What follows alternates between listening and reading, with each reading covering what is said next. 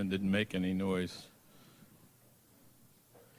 One thing I'd like you all to do today is smile at someone. You'll drive them crazy. Welcome to the October 11th meeting of the Rotary Club of Louisville. I'm Barry Barker, president of our club and executive director of TARC. To lead us in our invocation is Chris Whalen. Chris is the principal of WSI Digital Win and the Sparks scribe for our club. And all three of them are behind me. Harold and his wife Anne make an annual trip to France. And as a matter of fact, he just returned 18 days ago and is set to go back.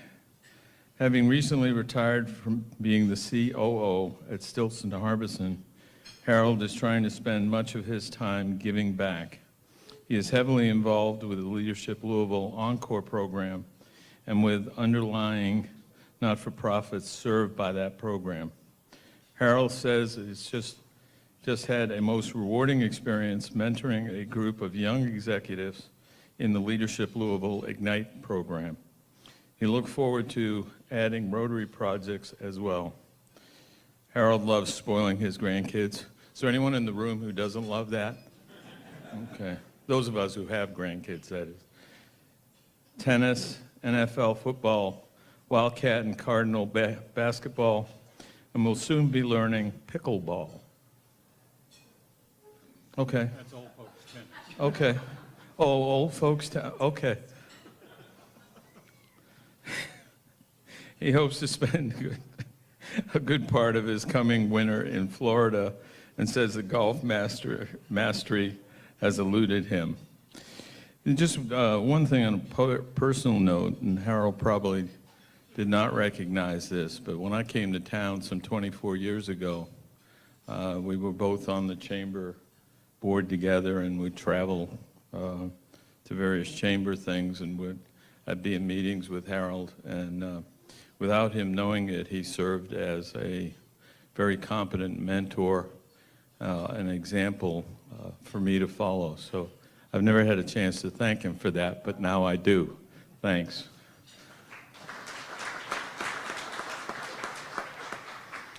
Harold's sponsors are Bob Conley and Mike Cronin. Barry Denton is the executive director of the American Heart Association, Kentuckiana region. He is returning back to the Rotary Club of Louisville after being a member of the Louisville Suburban Club. One unusual fact about Barry is that he is a retired commander of the Louisville Metro Police Bomb Squad. Can we pick up a few pointers after the meeting? Yes, happy to. Okay. Yeah. And has been, this is even better, has been struck by lightning twice. True story. In this case, I'm just reading, okay? I didn't make that. So don't stand too close to him during a thunderstorm. Barry is the Division Public Affairs Officer for the United States Coast Guard Auxiliary, and he serves on the Kentucky Derby Festival Board of Directors. Now, one thing, Barry, that I have to explain to you. Where's Barry Allen? Okay. Are you number one or number two today? See, Barry and I keep going back and forth that he's Barry number one, I'm Barry number two. So welcome. You're starting off as Barry number three, but you can work your way up. Thanks. And anybody who wants to go through a name change to enter that competition, you're more than welcome. Barry's sponsors are Walter Coe and Barry Barker. Nelson Rhodes, smack dab in the middle, is an attorney with Frost Brown Todd, LLC, and is a young professional Rotarian. He's a native of Danville, Kentucky, and a proud graduate of Center College. After college, Nelson moved to Vail, Colorado with some friends and spent several years working in a bar and enjoying the life of a ski bum before deciding, well, it took him several years to understand that the snow wasn't there year-round. He never could figure out what it was with those bare patches during the, and now I've lost my place.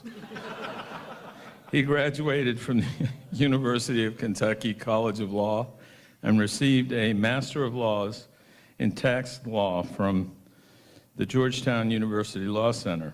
After working for Ernst & Young and living in Atlanta, Georgia for several years, Nelson and his wife were fortunate to be able to move back to Kentucky after he accepted a job at Frost Brown Todd last year. Last October, he and his wife welcomed a son, Davis, who recently started walking and plays better golf than the gentleman on the end, and keeps them very busy at home. Nelson enjoys playing golf, skiing, and being outdoors. He is interested in history and historic preservation efforts and looks forward to the opportunities that Rotary will provide him to get involved in the Louisville community. We got you signed up. Don't worry about it. Nelson's sponsors are Chris Whalen and Jim Worthington. Let's give them all a warm welcome.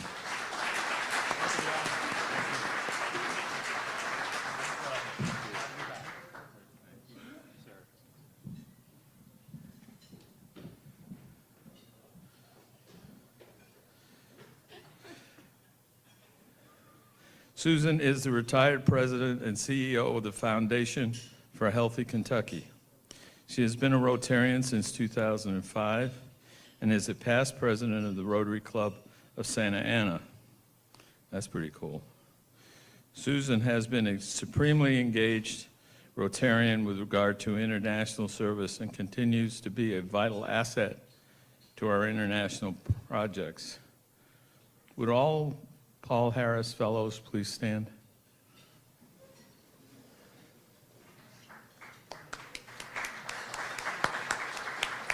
Oh, you can do better than that. Come on.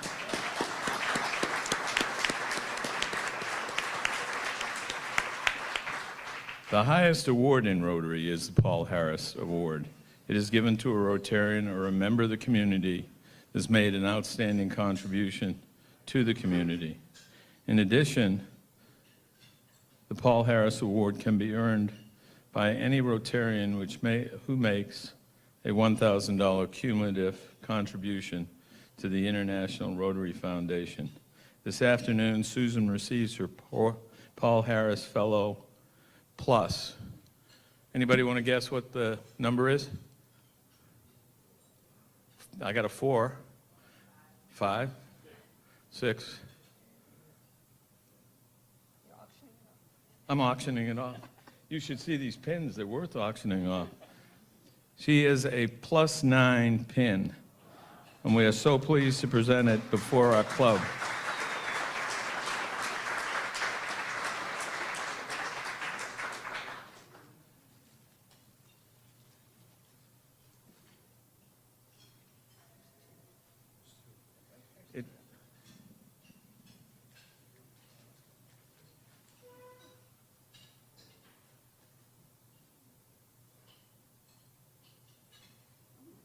See, at 9, you get a choice of how you want to display it at any given time.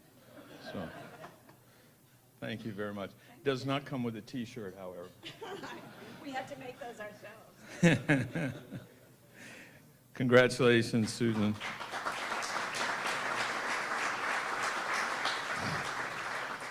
Please remember, November 1, we're going to meet at the Muhammad Ali Club.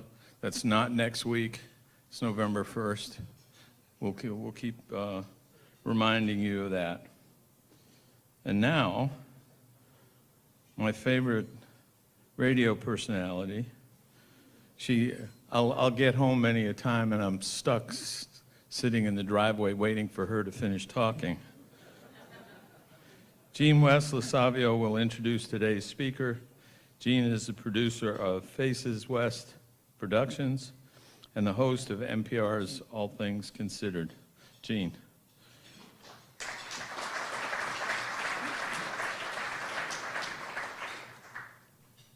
I asked them for 2 so I could start making a fashion statement. So if you're wondering, yeah, I dropped my son's aquarium on my foot. Don't even ask, it's a long story. Something you guys don't know about me is that in my spare time, I'm often called to be an extra in some of the films that are being shot here, and there are quite a few in town, because many times producers need more color in their background, if you mean. So the very last film I was called to be an extra in, I was sent to Valley High School for a movie about a prom queen who came back to exact revenge on the people who made her mad, blah, blah, blah, blah. I was a teacher or whatever. And I pull up to this beautiful auditorium, and the name on it is the Conrad Bachmann Auditorium. May 1st, 2012, Valley High School's 700-seat visual arts auditorium was named the Conrad Bachmann Auditorium. Conrad Bachmann began his acting career more than 40 years ago with his appearance in the Dobie Gillis series. Since then, he's gone on to do hundreds of episodics, over 400 commercials, 20 features, and numerous stage productions. His most enjoyable roles in film are that of Jim, the doctor, in Tremors, and playing the Secretary of Defense Wyatt in Rules of Engagement with Tommy Lee Jones, Ben Kingsley, Samuel L. Jackson. His most interesting was when he doubled and performed the stunt work for Bing Crosby in the remake of Stagecoach. Co-starring in A Portrait of a Killer with Jack Palance and Rod Steiger was a highlight in his career. Mr. Bachmann has had 3 series, Tales of a Good Monkey, Love and Honor, and was recurring as Commander Stone on Hunter. He played a recurring role as Treasurer Secretary on West Wing and is now recurring as Judge Lawrence on General Hospital. He is here, though, to talk about the 10th anniversary of the Louisville International Festival of Films that he founded in 2009. This weekend, filmmakers from across the globe will be in Louisville to showcase their own work and see films from 30 countries. This event has exploded, gathering international press and putting Louisville on the map for more than the Kentucky Derby. Please welcome Conrad Bachmann.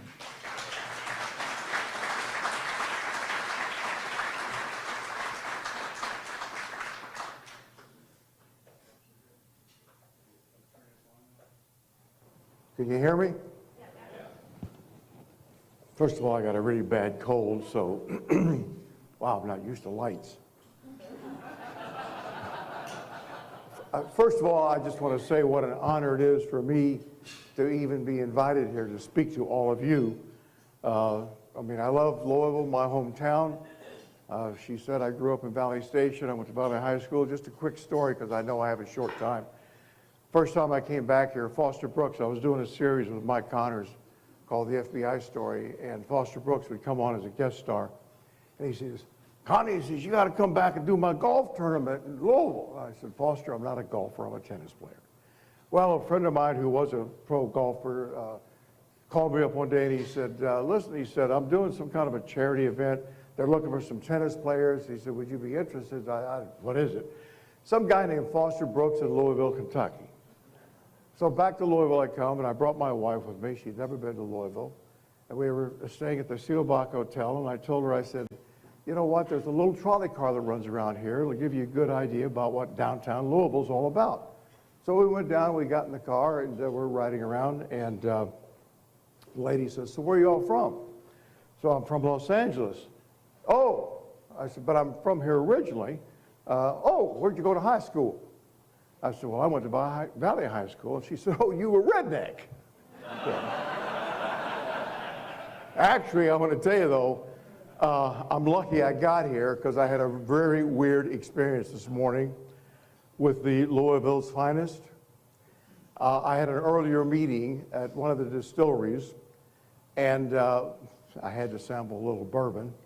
And so I was running a little late to get down here. I thought I had to be down here earlier than I was. And I got stopped right out here on, what is this street where I'm down here? It's Main Street. I got stopped on Main Street down here by some construction area. And the guy comes over to me and he says, what's your hurry? And I said, well, I'm speaking today for the Rotary Club, and I'm running a little late. And he said to me, he said, have you been drinking? Well, I did have. They had me try 3 different shots of bourbon, and I said, yeah. He said, would you mind stepping out of the car? I said, well, I'm supposed to be down at the Rotary Club, and he says, would you mind stepping out of the car? So I stepped out of the car, and I'm looking at my watch, and all these construction guys are standing there staring at me and everything else. And I said, officer, I said, I don't mean to be, pushing you, but I said, if you don't mind, I said, I do have to be down at the Rotary. He said, what's your hurry? I said, well, I'm the guest speaker at the Rotary Club. He said, what do you mean you're the guest speaker? I said, well, I'm the guest speaker, but I'm also an entertainer. I'm an actor. I'm out of town. This is my hometown, but I'm an actor, and I'm the entertainment for them today. And he said, what do you mean entertainment? I said, well, I'm also a juggler. And he looked at me in a minute. He said, are you serious? I said, yeah. He said, I'll tell you what. You show me a few things about how to juggle. He said, because that's something I've always been interested in, and I've never been able to accomplish. Is there any trick to it? Now, we're standing in the middle of the street. Traffic is kind of backing up. The construction workers are all standing there going. And I said, well, I'd love to, but you know what? The stuff that I was going to demonstrate with is already down there at the Fraser, and I don't have anything with me. He said, just a second. He goes back to his car. He opened up the trunk of his car. I swear to God, this is a true story. Only in Louisville could this happen. He goes back and he opens up the trunk of his car, and he pulled out 3 flares. And I'm going, oh my God. So I swear to God. And he lights them. And he hands them to me. Well, I happen to be a juggler. In my early days, I did a lot of different things. So I'm throwing these flares in the air, and going one up behind my back. And I'm like, and the construction workers are all going like this and going crazy. And all of a sudden, some guy pulls up behind the police car, and he looks at us for a minute. He gets out of his car, and he goes over, and he opens up the back seat of the police car, and he gets in, and he sits down. And the cop says, hold it a second, will you? I went, yeah. He goes over, and he opens up the car door, and he says to the guy, what are you doing?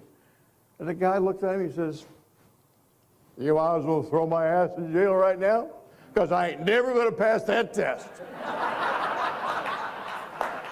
True story. Anyway, by the way, Tom's movie is Saturday at 1:30 at Muhammad Ali.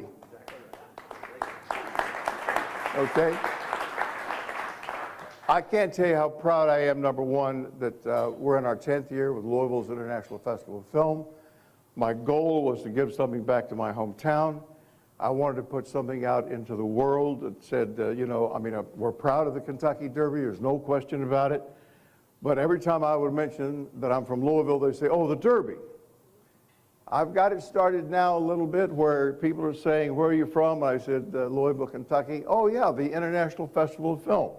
So my goal has been to not only create our hometown with the Kentucky Derby, but also to put Louisville into an international market all over the world. And as Gene said earlier, we have 30 to 40 countries coming in, and this year is the biggest it's ever been. We screen at Muhammad Ali. We've got screens at Louisville's Free Public Library, and at the new hotel over here, the Homewood Suites. And we've got an array of films. There's some awesome films, and as I said, your film's on Saturday, and it's a great film. I was going to talk about myself a little bit too. I was lucky when I got a contract. I was a young kid. I got out of the service, went up to UK, and I got a contract with 20th Century Fox Studios in 1957. And I'll never forget the first time I was on a set. I'm sitting in a makeup chair at 20th Century Fox Studios, and here's a kid that used to go down 4th Street to movies with his mother all the time and watch all these great stars, and I'm sitting in a makeup chair, and sitting next to me is Charles Boyer. I don't know, probably a lot of you remember him, some of you may not, but anyway, he was a major star, and I'm sitting in this chair, a kid off a farm in Valley Station, next to Charles Boyer, and then in comes Gig Young, and they start kibitzing about different shows they've done. And then, God, I knew I'd forget this. Another big star, huge star, came in, and they're all talking. I'm sitting there in that chair going, my God, I can't believe I'm here doing this. But I was really lucky. I went out there to do South Pacific. I started out as a tap dancer in high school, and it just escalated into another thing. So I get back here about 4 times a year because I love my hometown. My son came back here to help me out. He was an attorney in LA. He's now the CEO of Heiser Hearing Institute, and he loves Kentucky. And my wife and I are now looking for homes back here because we're moving back to Louisville.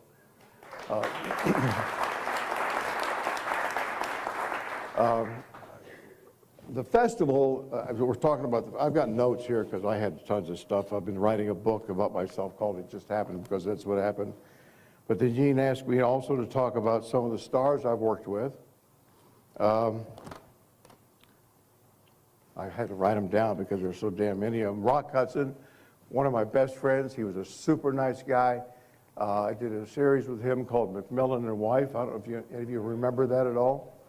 And we used to sit up in his trailer and play cards all the time. And then we were at Universal, and you'd see these trailers come by, you know, the visitors. And the guy would go, and over here, ladies and gentlemen, stage 41 is the home of Rock Hudson. And, you know, they'd name it all off. So I said to Rock one day, we were in there playing cards, I said, you know, you got to stick your head out that door, man, and say hello to these people when they come by. Okay. So here comes another, you know, group of visitors to the studio.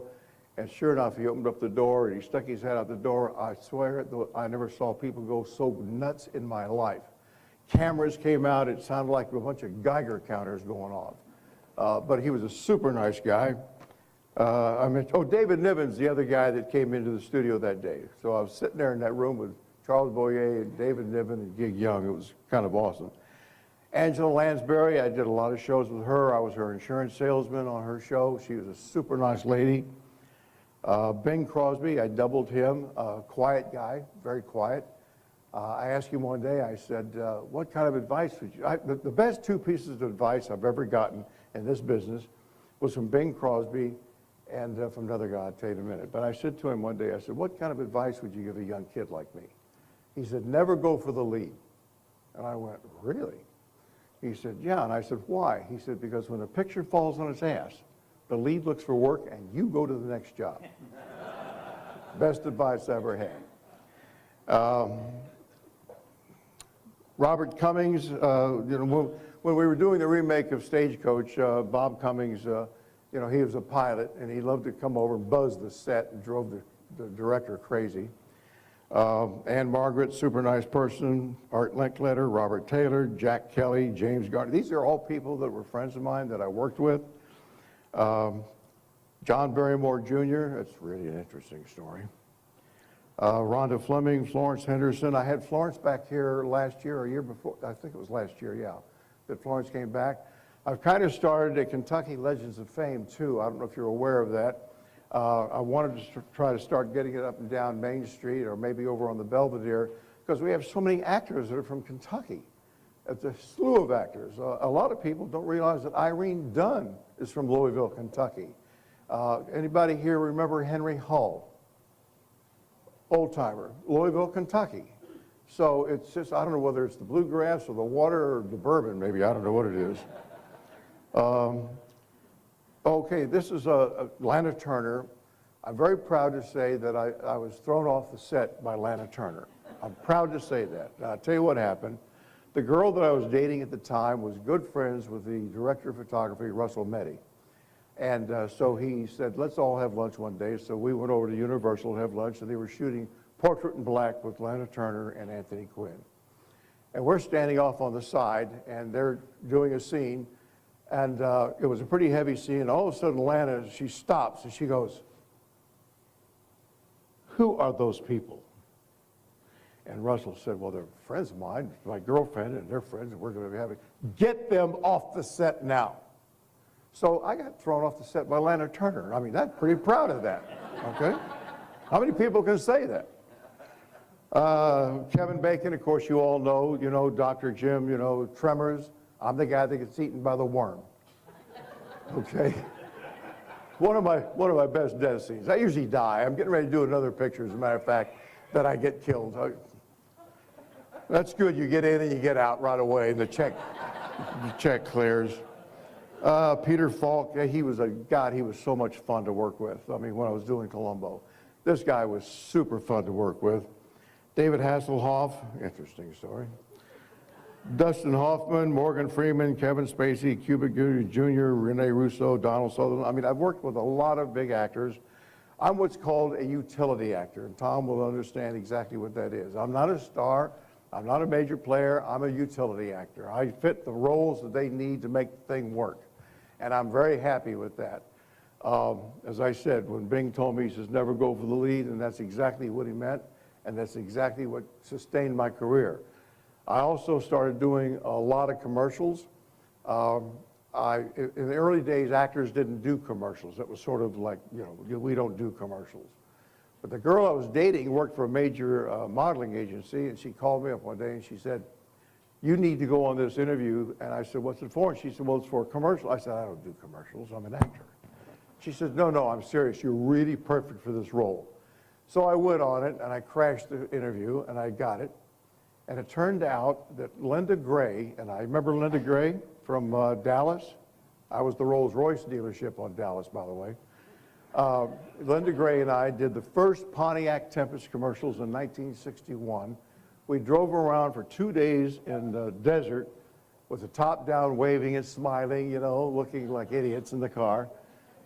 I made $150,000 over the next 2 years doing a commercial. Did I start doing commercials? You betcha. I did a lot of commercials. Lee Marvin was my neighbor down I lived in Santa Monica Canyon. You probably know where that is, And Lee Marvin, Rod Taylor, we all hung out together. Marlon Brando was my neighbor. We used to go up to a little place on Sunset and drink. He was fascinating. I love Marlon. And then I met Abraham Lincoln. I was delivering goods for, this is a kind of a clever story. I wander all over the place, okay, because there's so much. I was delivering and trying to make some extra money for a department store, and I was delivering goods. And so I had this one delivery to this house in Beverly Hills, and I went up and knocked on the door, and Raymond Massey opened the door, Abraham Lincoln. I'm standing there going, oh my God, I read all about you. Anyway, and then remember William Randolph Hearst's mistress had a big place down on the beach, and she had a 5-acre estate up in Beverly Hills, and I delivered some goods to her house, and she gave me a $100 tip. I'll never forget that. What other thing? Oh, Barbara Stanwyck. I delivered some stuff to her house, and she said, would you mind helping me out a little bit? And I said, no. What is it? And she said, well, I've locked myself out of the house, and I can't get in, so you can get in this window over here. So she boosted me up through a window, and I crawled across it, and the first thing I do is I cross her desk, and there's a big picture of Eisenhower signed, Dear Barb, and I went around the house and opened the front door, and she's standing there, and the first thing I said to her was, it's Barbara, thanks for stopping by. And she just fell apart, okay? I mean, that was just some experience, but anyway, sort of a, okay. I mean, I've got millions of things I could talk about, but let's talk about the festival again. I hope you all will come down and see the festival. We've got some incredible films, and there's programs on the table and brochures on the table. Take a look at that. We've got a ton of filmmakers that are in here from out of town. They're starting to check in right now over at Muhammad Ali, where I'm supposed to be this morning. But we've got, I think there's something like 30 different countries. I have 4 films from Syria dealing with the trials and tribulations and the hazards and everything for the women in Syria. I have 2 films from Russia this year, which I thought was rather interesting. And then, of course, we have Pike County starring Mr. Dunbar over here, which is a great film. It's a short. You should come and see it. Our opening night film tonight is a wonderful film. It's a trial with a defense attorney defending someone. I don't want to tell you too much about it. You need to come and see it. But I can tell you this. It's a really suspenseful, heartbreaking film, and that's why it was chosen as the opening night film. I don't know how much time I have. I mean, let me see. I really feel stupid looking at notes, you know. By the way, you guys remember the Kenmore Drive-In? Well, my uncle built that, and he also built the Riverview Drive-In in Carrollton, and during the summer months, I was a lifeguard up at Butler State Park, and I would work for my uncle. I was Frankenstein, I was Dracula, I was anything he needed me to be. And of course, I'd walk around as Frankenstein, and I'd look for those windows with the steam on them. Remember those? I can't tell you how many Cokes I got in my face. Anyway, so I guess you have some questions. Somebody has questions.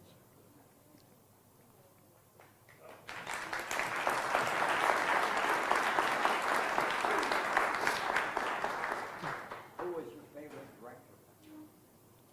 My favorite director? Francis Ford Coppola. Yeah, he was really fun. He knew his business. I did a short for him. It was a special thing he did. It's the only time I ever worked for him. It was a pretty serious casting process. And he was just the nicest guy in the world, but he really knew how to tweak an actor. He knew how to get every little thing out of you that he could get from you. And it was such a learning experience. You know, that brings up a point. That really, the best time I had was when I was co-starring with Rod Steiger and Jack Palance, two of the greatest actors in the business. And I mean, I was so thrilled. We were on location, and it was 7 o'clock in the morning. We were at George Hamilton's house shooting, and I remember Rod got out of his trailer, and I was sitting in a chair, and I'm sitting there going, oh my God, man, Rod Steiger. I mean, I still get really excited about actors. And he sees me, and he comes walking over to me, just walked right up to me, and I'm sitting there going, oh my God, it's Rod Steiger, here he comes. And he comes up and he introduces himself to me. He says, morning, I'm Rod Steiger, and I know who you are, you know. And he was the nicest guy, and Jack was so, I mean, he had notes that thick on every line he was gonna do. And we had one scene where I'm working off camera, and Rod is at the end of the table. I played a killer, and I had to go out and get, not me, play a killer to go kill Jack Palance. You got a picture of that?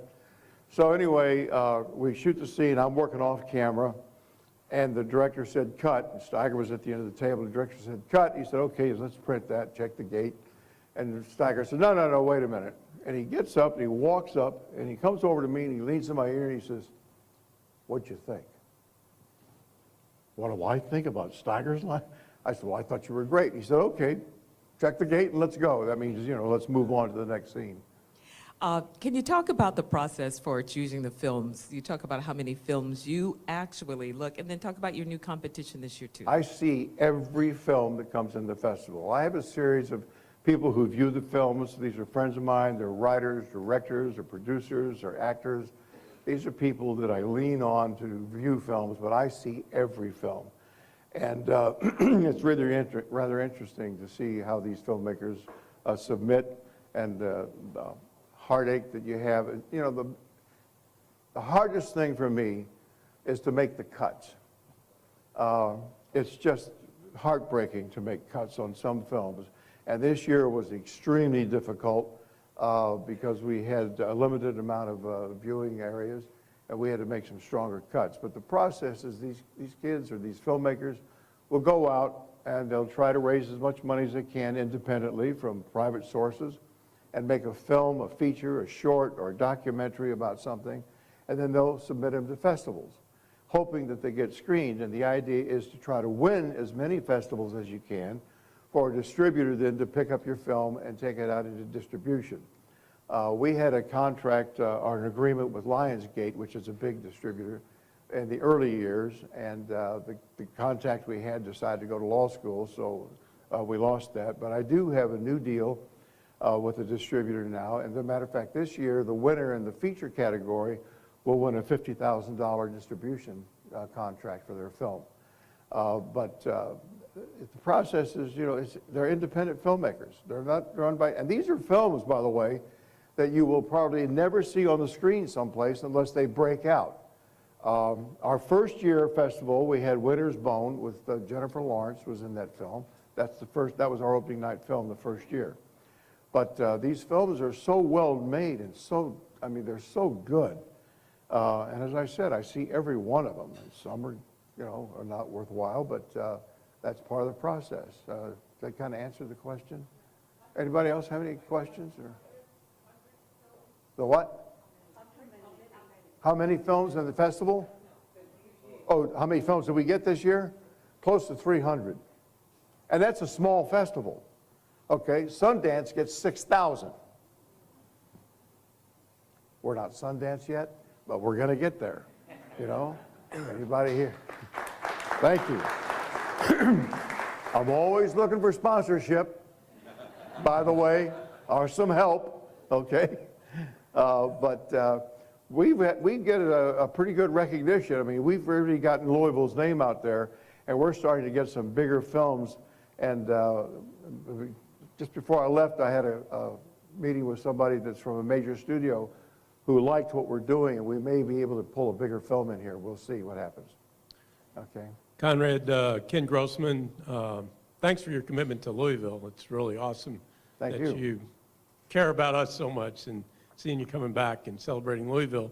I've got a couple questions. One is, I wonder if you could tell us, I mean, it seems like you're kind of living the dream. So many people want to get into acting. Tell us a little bit about your journey, your struggles, and how you finally were able to hit it. And then the second question is, I'm curious, I know the film's only 10 minutes, so I don't know you want to tell us a whole lot, but the film, Anne Frank Meets God, that's pretty provocative. I wonder if you could tell us a little bit about that. Anne Frank Meets God. It is. I really hate to talk about independent films in the festival because it's not fair to the other filmmakers that are in the festival. But I will say that Anne Frank Meets God, oh my God, it's awesome. I mean, if you don't do anything else, make sure you see Pike County and Anne Frank Meets God. This film is incredible. I don't want to tell you about it. I mean, I'd love it for you to come and see it. And then the first question was about my getting started. Well, my mother loved musicals, and so we would come downtown all the time and do musicals, and I would just go home, and I loved dancing, and I'd go home and I would, start tapping. I'd just start doing things on my own. And so one day my dad said, you know what, I'm going to get you a piece of plywood, and he put it in the garage, and my mother got me some tap shoes, and I'd come home from a film, and I'd go out in the garage, put some music on, and I would just, and tap, okay? So we were downtown one day, and we saw a movie called Good News with Peter Lawford and June Allison, and I walked out of that movie. I was a freshman in high school, and I said to my mother, I said, I know exactly what I want to do and what I want to be. What? I said, I want to be a dancer. And without hesitation, she went to a telephone booth, remember those? And looked up the Irma School of Flanity. It was on the second floor of the old National Theater building, which they tore down. I'm sorry they tore it down. It was a wonderful building. And I started studying, and it just, the book I'm writing is called It Just Happened, because that's exactly what's happened with me. One thing has just led to the next. It's a long story how I ended up in Hollywood with that contract, but it was something. Although now I'm thinking about changing the title, trying to figure out who do I sleep with to get out of this business. Okay? I just had knee replacement, and I need the other one, but yeah.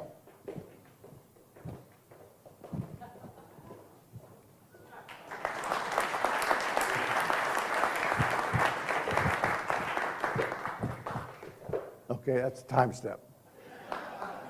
So anyway, of course, did I ever get excited when I met Fred Astaire and Donald O'Connor? And I'm at a private screening one day at Columbia Studios, and I'm sitting in a chair, and there was an empty chair next to me, and this guy comes in late. The show had already started. This guy comes in late, and he sits down next to me, and I'm sitting there. he kind of says, kind of moved over, he says, "Could we move your chair a little more?" I say, "Gene Kelly." All of my great, worship all these guys. But anyway, that's how I got started. I started studying, and I started taking classes with Irma Flannery there. And I went out and auditioned at Iroquois Amphitheater and did musicals out there. One thing led to the next, and it's a really long story. But I got into special services in the Air Force, and every year they have a talent show called Tops in Blue. I won that. They put together a group, and we toured the world doing shows for servicemen. Then I ended up on Okinawa, and then I came back, went to work for Ford, ended up going to school at UK, and some guy that saw me in a show someplace called me up, and I ended up getting a contract with 20th to go out and do South Pacific. I never did South Pacific, because they were already in Hawaii when I got there, but they had me under contract, and I did a lot of voiceovers and did a lot of looping. And, there were actors that looked really great, but they talked way up here. So we would learn their lines, and we would, "Hey, looks like they're over there." You know what I'm talking about. And then one thing happened to the next, and I ended up, getting my first series, which was Dobie Gillis, which was really, this is a crazy story. It's probably too long to tell. It was just a crazy thing. I mean, that's why our book's called It Just Happened. I was parking cars at Trader Vic's in L.A., and this guy would come out all the time, and he'd always be inebriated. And so one night, and he drove this little Carmen Ghia, so one night I said to him, "How do you get in this car?" It was a little small Italian car.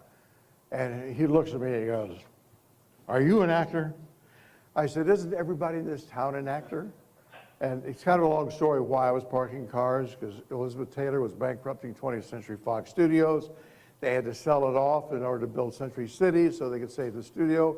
So they let all of us contract players go. So now I'm a beach guard at Venice Beach, and I'm parking cars at night at Trader Vic's. So he says, "Aren't you an actor?" And I said, "Isn't everybody in this town an actor?" He says, "Call me tomorrow." So he hands me his card. It was Robert Walker, head of casting at 20th Century Fox Studios. So I called him the next day. And the secretary answers the phone. I said, "Is Bob there?" I swear to God. And she said, "Well, just a moment." So pretty soon she gets back on the line. She said, "Who's this calling?" And I said, "Well, tell him it's the parking lot attendant from Trader Vic's." She says, "Well, just a minute." She gets back on the line. She said, "He'd like to know if you could come right over." Okay. So I got my car, and I drive over to 20th, and I go in, and he said, "I want you to go down to Fox Western Studios." You remember Fox Western? Well, Sunset and Western used to be the secondary lot for 20th Century Fox Studios. So he said, "I want you to go down there and see these guys. I'll tell them that you're coming." So I went down there, and I walked into the room. I lost 15 pounds. I can't even keep my pants up anymore. So I walked into the room, and there's two guys sitting across from each other, and they're typing. And the guy looks up, and he says, "Oh, yeah, you're fine. Go back and see Bob." I go back. I go see Bob, and I go back down there. And he's got paperwork ready for me. And he says, "Now, look," he says, "this is just going to go 1 year, just going to go one series." And he says, I said, "Wait a minute. What are we talking about? What are we doing?" He says, "Well, we're going to take Dobie Gillis out of high school. We're going to put him in the Army, and you're going to be a badass MP. Sign here." That was my first series. That's why my book is called It Just Happened, because it's been a series of that. I mean, God has really shined on me, and I've been so fortunate, because you know how hard it is to make it out there? And I have a lot of kids from Louisville who call me all the time, who come out and say, "What can we do? How do we get started?" And I try to help them, because it's, as you know, Tom, it's a heartbreaking business. It's a tough business. But if you've got the talent, you'll make it through eventually, and just keep your fingers crossed. And I tell people too that, when you get despaired and you're in the valley, there's always a hill ahead of you. It's always be nervous when you're on the hill, because the valley's next. Conrad, thank you. Thank you all for letting me be here, and I hope you come and see the festival, okay? Friday and Saturday are the two biggest days, and tonight's opening night, and I'm telling you, it's an awesome film. Tell, Okay, thank tell you. him Conrad sent you. Thank you. Hey, Tom. I hope you come and see the festival. Oh, that's great. Come on in, I'll take care of you, okay? Remember, don't play with flares. Is that okay? I was really wondering.